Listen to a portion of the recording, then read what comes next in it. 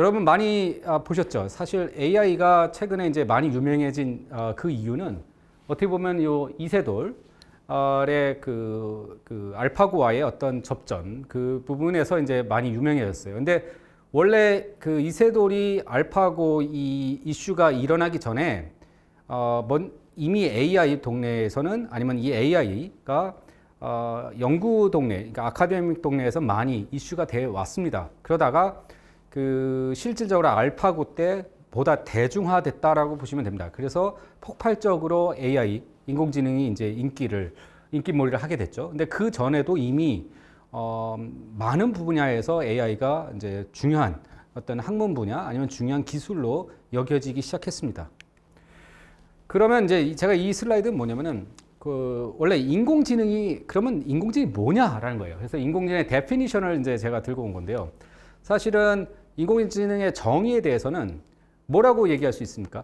그러니까 우리가 인공지능 하면 떠오르는 게 뭡니까? 사람처럼 생각한다라는 거예요.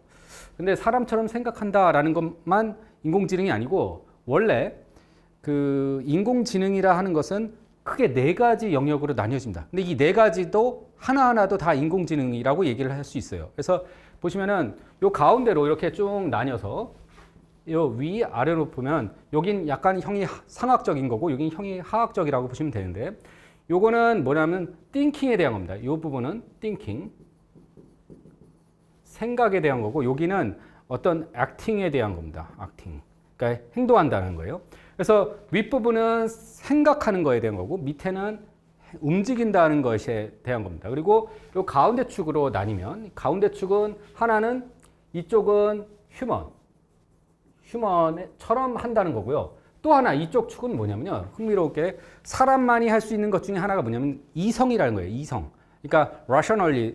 그래서 뭔가를 참과 거짓 이런 거를 구분 가능한 뭐 그런 것들이 이 부분이라고 생각하시면 재미나게도 우리가 인공지능 하면 사람처럼 생각한다라는 관점만 보이는데 그 사람처럼 생각하는 거는 오로지 이 부분이에요. 그러니까 우리가 대중적으로 인공지능 하면은 로봇이 뭐 아니면 이런 것들이 사람처럼 생각하고 사람처럼 뭐 하는 뭐 그 기계를 만들면 그게 인공지능 기술이지 않겠냐라고 생각하는 그런 사람처럼 생각하는 거는 이 부분이고 그 다음에 요 사람처럼 그러니까 이성적으로 생각한다는 거예요. 요거는 뭐냐면 선과 악을 막 구분 지을 수 있을 정도 컴퓨터가 뭐 그런 컨셉이라고 보시면 되고요. 그 다음에 이제 요 부분은 사람처럼 행동하는 거예요.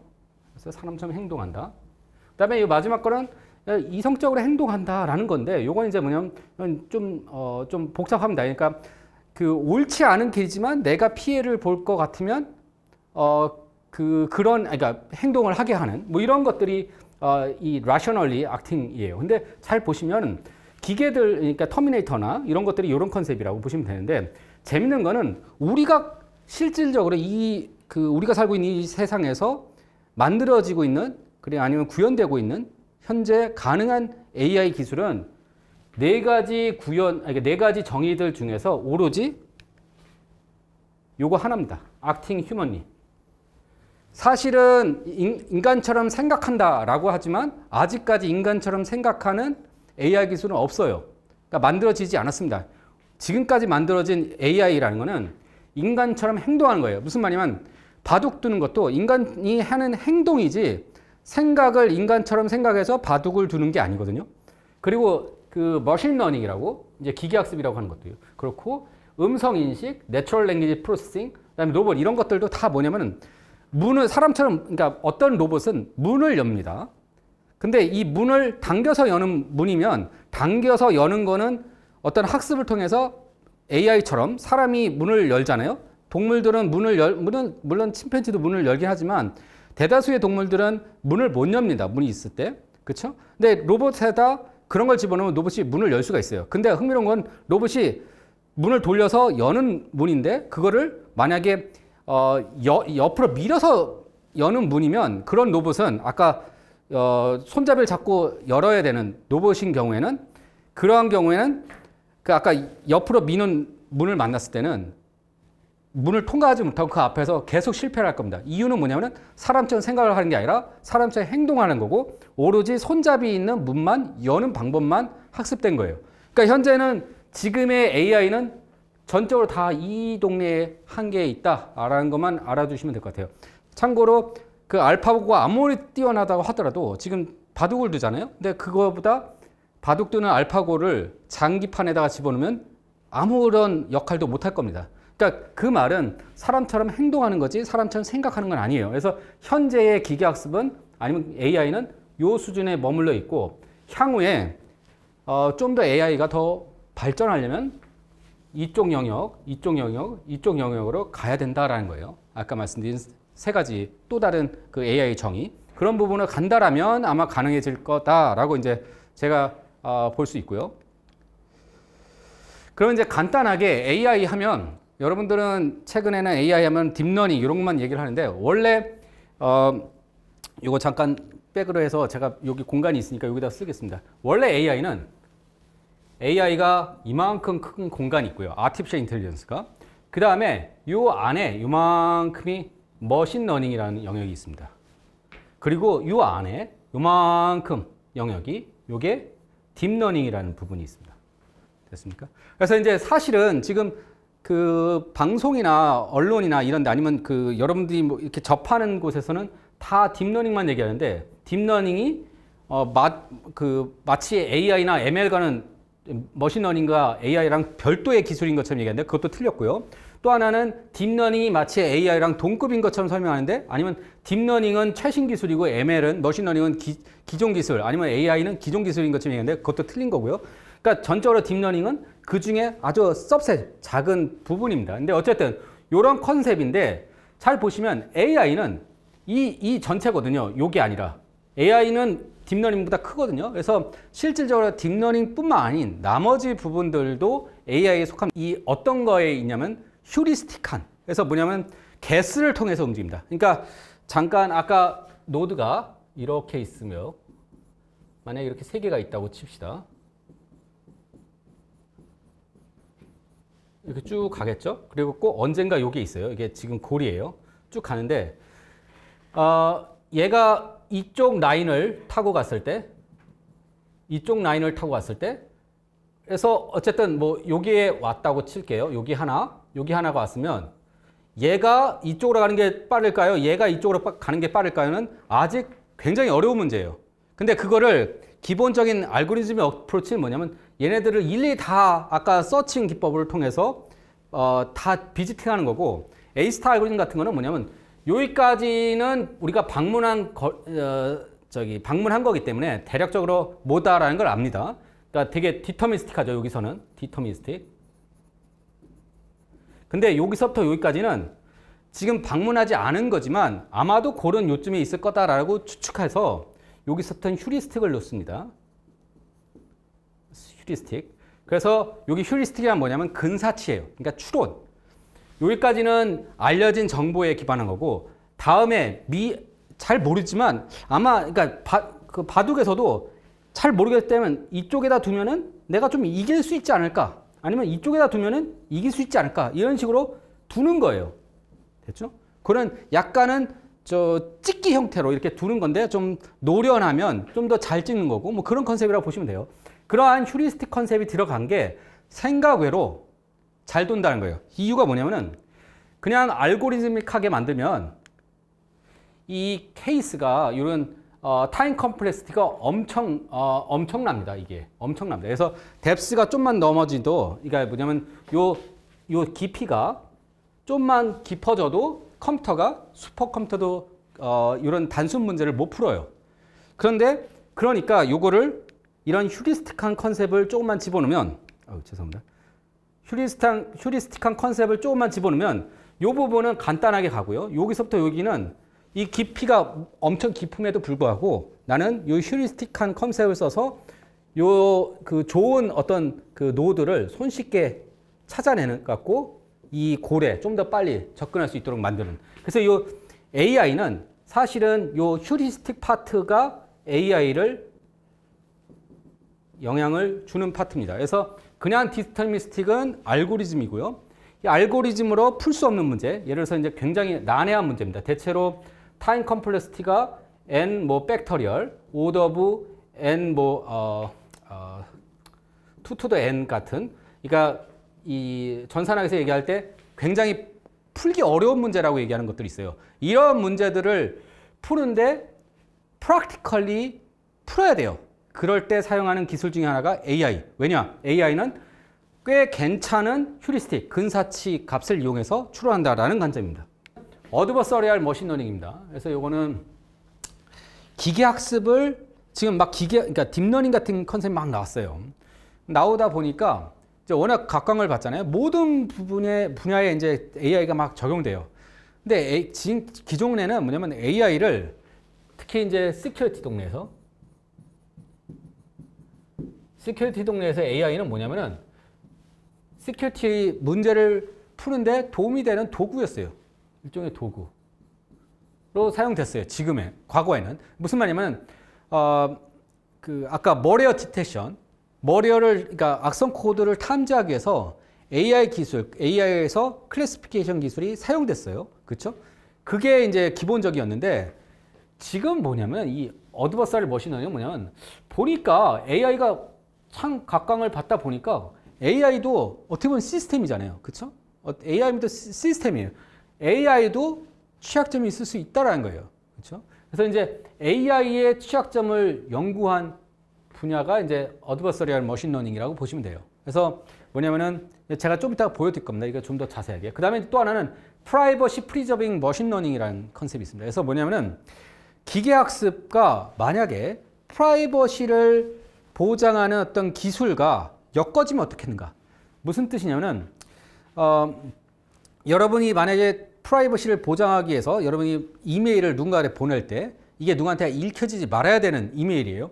그런 이메일을 보낼 때 가장 좋은 기술이 뭐예요? 암호 기술이에요. 그렇죠? 암호. 그래서 이메일을 보낼 때 암호화 시켜서 누군가한테 보냅니다. 근데 만약에 그 된 상태에서 그 데이터에 뭔가를 바꿀 수 있다거나 그런 게 가능하다라면 어떨까요? 근데 뭔가를 바꾸려고 할 때 암호화 됐으면 어떻게 합니까? 복호를 해서 평문으로 다시 만든 다음에 걔를 가지고 수정해서 다시 암호화를 해야 되잖아요. 그렇죠? 근데 만약에 암호화된 상태에서 만약에 그 내용물을 바꿀 수 있다라면 안전하게 바꿀 수 있다면 어떨까요? 그런 거를 한번 고민해 보시면 그게 뭐냐면 프라이버시가 보존되는 상태에서 기계학습을 적용하는 기술.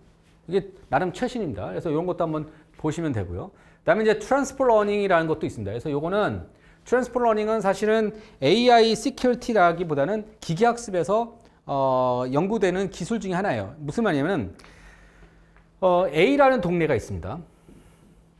A라는 동네. 그래서 여기는 A라는 동네는 뭐 예를 들어서 음악 동네예요. 음악 동네. 음악에서 무슨 뭐 음악 파일들이 잔뜩 있어요. 됐죠? 음악 파일이 잔뜩 있는데 이 음악 파일을 가지고서 이 음악이 어떤 그 정보를 추출하는 시스템을 딥러닝을 통해서 만들었다고 쳐요. 그리고 이 안에는 데이터가 뭐 한 10테라바이트 정도 엄청나게 많은 데이터가 있어 갖고 그걸 가지고서 딥러닝을 써서 만들었다고 쳐요. 근데 B라는 동네는 음악은 아니고 무슨 영화라고 할게요. 영화 동네인데 영화 동네에도 영화 안에 음악이 좀 들어갈 수도 있잖아요. 그렇죠? 근데 여기는 데이터가 한 200개, 300개 밖에 없다고 칩시다. 내가 갖고 있는 게.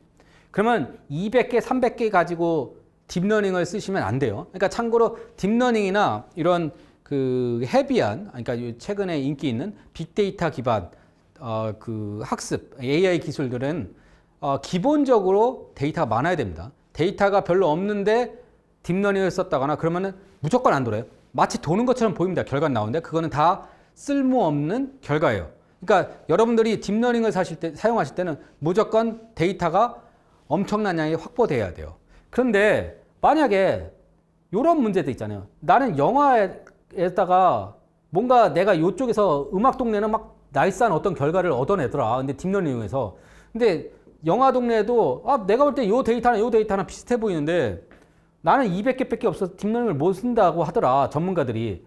그러면 어떻게 하면은 내가 이 200개만 가지고도 딥러닝을 쓸 수 없을까라는 고민을 할 수 있잖아요. 그래서 뭐냐면 이 음악 동네에서 만들어진 딥러닝 있잖아요. 이 데이터, 음악 데이터로 만들어진 데이터 그 시스템이 있으면 그 시스템을 빌려오는 겁니다. 빌려와서 그 음악과 영화 부분에서의 미세하게 다른 부분을 영향 미치는 그러한 부분만 찾아내서 그 부분만 요 200개로 학습을 시키고 나머지 부분은 거의 음악으로 학습된 파트를 그대로 쓰는 겁니다. 그러면은 200개만 가지고도 충분히 학습되겠죠. 그러니까 무슨 말이냐면은 만약에 딥러닝을 쓸게요. 그래서 데이터가 이렇게 들어오고 각각의 레이어입니다. 레이어 1, 레이어 2 쭉 돼갖고 막 이렇게 레이어가 막 학습되는 거예요. 근데 이때 보면 막 음악으로 얘네들이 전체가 다 학습됐겠죠? 근데 나는 요 학습된 요 파트를 그대로 들고 와서 맨 마지막 레이어 요것만 내가 200개로 요것만 학습하겠다. 왜냐면 200개로는 요 정도는 200개로도 충분히 학습 가능하다. 그러면 얘만 학습하고 나머지 거는 음악으로 학습된 걸 그대로 들고 오는 겁니다. 그러면은 200개의 데이터를 여기다 집어넣어도 아웃풋이 나올 수 있는 거죠. 그러니까 이런 컨셉이 트랜스퍼 러닝입니다. 그래서 이 컨셉은 보안 동네에도 적용 가능한 이유가 뭐냐면은 보안 동네에서 좀 더 데이터들이 많은 영역이 있을 수 있어요. 그런데 반대로 국가 보안이나 공공 보안 이슈 때문에 데이터가 많이 오픈되지 않은 이런 데이터들도 있거든요. 그런 데이터들은 이 영화 같은 문제고 데이터가 많이 오픈되어 있는 거는 이런 음악 같은 데이터예요. 그러면은 많이 오픈되어 있는 데이터들의 학습되는 거를 만드신 다음에 거기서 내가 되게 그러니까 아주 절대 보안, 그러니까 그 국가 보안 같은 거를 다루는 데이터는 어쨌든 뭔가를 얻고 싶으면 그 민간에 있는 어떤 좀 큰 시스템, 공개된 요거를 차용해서 내 거에다가 적용하시면 되는 이런 컨셉으로 이용하시면 이것도 이제 썰만하다라는 컨셉이에요. 그 다음에 이제 또 하나는 그 오토메이션과 블랙박스인데 요건 이제 하나 이슈 고민하셔야 되는 게 일단 지울게요. 이게 이제 요거는 뭐냐면 딥러닝으로 가면서 기계학습도 그렇고 다들 좀 저는 이제 원래 저는 그 기계학습 저는 원래 베이잔 통계하는 사람입니다. 베이잔 스태티스티션인데 원래 그쪽으로 이제 몬테칼로 이런 걸 전공하던 사람인데 저희 관점에서는 사실 딥러닝이나 이런 것들이 조금 좀 걱정스러워요. 이유가 뭐냐면은 내부가 어떻게 돌아가는지 잘 몰라요. 그래서 이제 최근에 나왔던 기술 중에 하나가 그러니까 딥러닝 같은 것들이 워낙 복잡한 관계를 만들어내갖고 어쨌든 입력이 들어갔더니 나이스한 결과가 나오더라는 거예요. 그래서 이거를 계속 키워나가고 막 레고를 붙이듯이 블럭 쌓듯이 막 이것저것 끼워 맞췄더니 결과 좋더라. 이런 형태거든요. 그래서 왜 좋은지 또 왜 안 돌아가는지를 찾기가 굉장히 어려워요. 그래서 지금 사실은 오토메이션, 블랙박스, 오토메이션 자동화로 막 가면서 내부, 기계학습의 내부, AI의 내부는 점점 블랙박스화 됐어요. 근데 기존에는 아무리 휴리스틱, 근사치에 기반하고 추론, 인퍼런스 기반한다 하더라도 어떤 그 수학적인 모델링에 기반해서 움직였거든요. 그러니까 내부가 뭐가 잘못되면 이런 부분 때문에 잘못됐을 거다라는 거를 알았어요. 근데 지금은 딥러닝화 되면서 딥러닝이 사용되면서 시스템이 커지고 데이터가 방대해지다 보니까 어디가 왜 잘못됐는지 알 길이 없는 거예요. 그래서 이제 점점 블랙박스화 되죠. 그러니까 이것도 하나의 지금 AI 시큐리티도 AI도 지금 다 딥러닝 쓰고 그런 컨셉들은 만약 오작동인지 아니면 진짜로 뭐가 잘못된 건지 알 길이 없어요. 그것도 되게 굉장히 난감한 현실입니다. 그래서 그 딥러닝을 여러분의 무슨 관제 시스템에다가 적용한다. 근데 아웃풋이 패스가 됐어도 왜 패스가 되는지 아니면 이게 이상, abnormal signal, 그러니까 뭐가 문제가 있다라고 이상치를 딱 주더라도 이게 왜 이상한지 알 길이 없다는 거예요. 그래서 이제 그러한 현상으로 지금 점점 흘러가고 있으니까 이게 위험 요소로 남는다는 거고요. 또 하나는 이런 것들을 좀 해결하고자 하는 연구가 Interpretable Machine Learning이라고 합니다. 해석 가능한 기계학습 만들겠다. 또는 Explainable Machine Learning이라고 얘기합니다. 다 동일한 얘기예요. 그래서 해석 가능한. 그러니까 만약 딥러닝이 이거 이상해 라고 결과 줬으면 왜 이상하다고 주는 건지 그러니까 이상하다. 그러면 왜? 라는 질문을 할 수 있을 거 아니에요. 그러면 기계가 그거에 대한 답을 주는 거예요.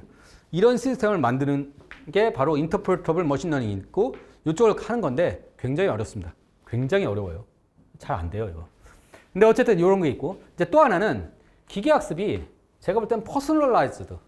그러니까 개인에 맞춘 퍼스널라이즈에서 가야 된다는 거예요. 그래서 여러분 보시면은 핸드폰도 자, 핸드폰도 각자 여러분 다 핸드폰 다 갖고 계세요. 근데 핸드폰 하나하나가 엄청난 파워를 갖고 있는 컴퓨터예요. 몇십 년 전에 보면 그냥 웬만한 대기업에서 그 중앙 서버 역할을 할 만큼의 파워를 갖고 있는 컴퓨팅 파워를 갖고 있는 게 여러분 핸드폰에 있다고 보시면 돼요. 됐죠? 그러면 걔네들이 이제는 기계학습이나 이런 게 자체적으로도 할 수 있어야 되는 거 아니냐라는 거예요. 그래서 그러한 역할로 그냥 중앙 집권적으로 컴퓨터 연산하는 게 아니라 개개의 핸드폰에서 연산되는 어떤 그러면 이제 그러한 머신러닝과 그거에 맞춘 맞춤형 프라이버시 기반 그 시큐리티까지 보장돼야겠죠. 그러니까 이 컨셉은 나중에 이런 애들하고도 연결이 되겠죠. 그래서 이것들을 제가 이제 좀 더 디테일하게 말씀드리면 어드버서리얼 머신러닝입니다. 그래서 아까 이게 뭐냐면은 AI는 원래는 시큐리티를 보호하는 그러니까 시큐리티를 돕는 도구로 사용됐다고 했잖아요. 그런데 AI 역시도 시스템이라는 거죠. AI도 시스템이니까 이 AI의 취약점을 찾아내서 공격하는 그런 공격들이 나왔다는 거예요. 이제 최근에 그런 연구입니다. 그래서 그게 이제 어드버서리얼 어택인데 여기 보시면 원래 이게 판다 그림이잖아요. 그림 판다예요. 판다인데 이게 요게 그 판다랑 뭐 다른 그 깃본이라고 요거 또 뭐 원숭이겠죠. 뭐 아무튼 걔네 둘이 있는데 둘을 딱 놓고 보면 얘는 딱 보게도 판다예요. 사람이 보게. 근데 여기다가 아주 미세한 노이즈, 요런 노이즈를 미세하게 플러스를 시켰어요. 요게 하나하나 픽셀에다가 아주 작은 노이즈를 조금씩 바꿨더니 요 모양이에요. 요 모양 뭐예요? 여전히 우리 눈엔 판다예요. 그렇죠? 판다인데 흥미로운 거는 얘 때는 기계학습 돌리면 얘는 판다라고 물론 낮은 확률이지만 어쨌든 판다라고 얘기를 했어요. 근데 요렇게 노이즈 살짝 집어넣은 순간 얘는 99.3% 확신을 갖고 기계학습이 얘는 판다가 아니라고 얘기를 해요. 이거 뭐가 잘못된 거죠. 그죠? 그래서 이게 이제 어드버서리얼 어택, 어드버서리얼 머신러닝이라고 합니다. 그래서 이게 어떤 의미를 갖냐면은 요새 최근에 이제 무인 자동차가 나오잖아요. 무인 자동차가 나오는데 앞에 신호등이 이렇게 있잖아요. 빨간불, 파란불, 뭐 오렌지, 황색불이 있을 거 아니에요. 근데 마치 빨간불이 켜졌는데 요 그 카메라에다가 뭔 약간의 어떤 작용을 뭘 했거나 뭐 이러면은 카메라가 무인 자동차가 이걸 보고 파란불인지 알고 인식을 하고 움직이게끔 할 수도 있는 거예요. 그러니까 그러한 공격들이 이제 어드버서리얼 어택이다라고 생각하시면 돼요. 그러니까 왜냐하면 카메라는 요 화면을 딱 찍고 이 신호등을 딱 찍고 아 빨간불이다라는 거를 인지를 할 거 아니에요. 그 클래시피케이션 그 부분을 에서의 취약점을 찾아내 갖고 요 안에다가 뭐 예를 들어서 신호등의 요 부분에다가 뭔 색깔을 놓고 요 부분에 뭔 색깔을 놓고 갖고 보내니까 자동차들이 빨간불인데 그거를 파란불로 인식하더라. 이런 것만 찾아내면 되거든요. 근데 그런 거를 찾아내는 기술들을 지금 많이 연구하고 있어요. 그러니까 이것도 하나의 뭐 지금 최신 트렌드긴 한데 꽤 앞으로도 계속 연구가 될 분야입니다.